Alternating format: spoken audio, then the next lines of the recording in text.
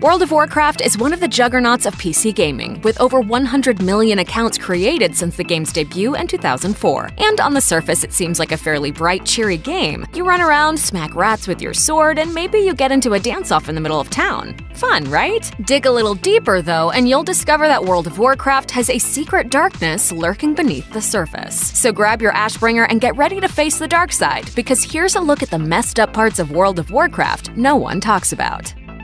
The Children of Goldshire. The starting area for humans, Goldshire, seems like a paradise, with children playing games beneath the walls of neighboring Stormwind. But if you dig a little deeper, you'll discover that these kids aren't playing around, as they seem to be part of a child cult, which apparently worships a Lovecraftian monstrosity called Cthulhu. Death is close.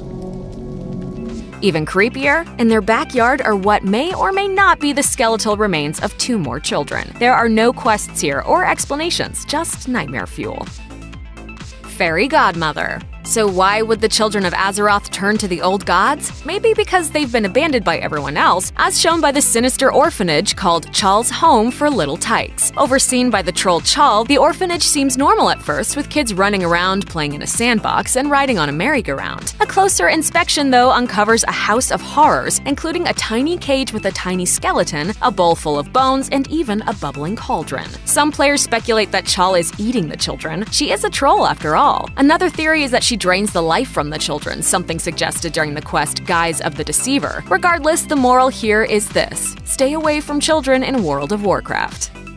Real-world consequences.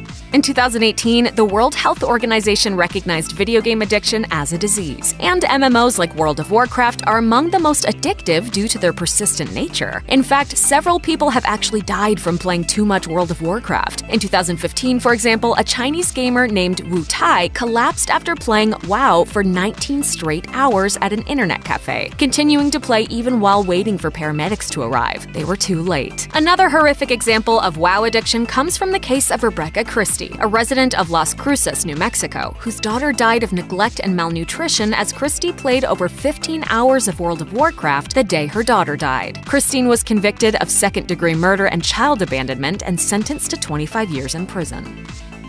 Nazi goblins. World of Warcraft loves its pop culture references, and one of the most elaborate is found in the area known as Oldham, where players can embark on an extensive quest line that closely recreates the plot of Raiders of the Lost Ark. Players help the archaeologist Harrison Jones as he tries to recover a fabled artifact before a troop of evil goblins acquire it in an attempt to destroy all life on the planet. The goblin leader, Commander Schnatz, seems to be modeled after various historical and fictional Nazis, but mostly Hitler, shouting 9 repeatedly, a reference to a line Hitler shouts in Inglourious Bastards. 9! Schnatz leads a group called the Schnatz Sea Troopers, get it? Schnatz Sea, Schnatzi, and dresses them in fabulous uniforms referred to as fashionism. Another archaeologist, Bellic Brightblade, even refers to Schnatz as the Furrier, a take on Hitler's Führer title. Just like Raiders of the Lost Ark, though, the World of Warcraft goblin Nazis are defeated by the ancient relic they sought. Whoops. Potty humor. Not all of Blizzard's jokes are on the clean side. Some of their jokes, in fact, are pretty filthy, as they seem to have a fixation on outhouses and toilet humor, with multiple items and quests in different zones revolving around, well, poop. But they also have a number of figuratively dirty jokes, as adult humor has snuck into the game several times. Are you thinking what I am thinking? Good. Bring ample supply of butter and goblin jumper cables. One shopkeeper in Icecrown Citadel appears to be running an adult shop full of decidedly mature gadgets and how-to guides, while the busty dwarf Pilla Clencher uses an attack called Smother to defeat her enemies. Stay classy, Blizzard. For the Alliance.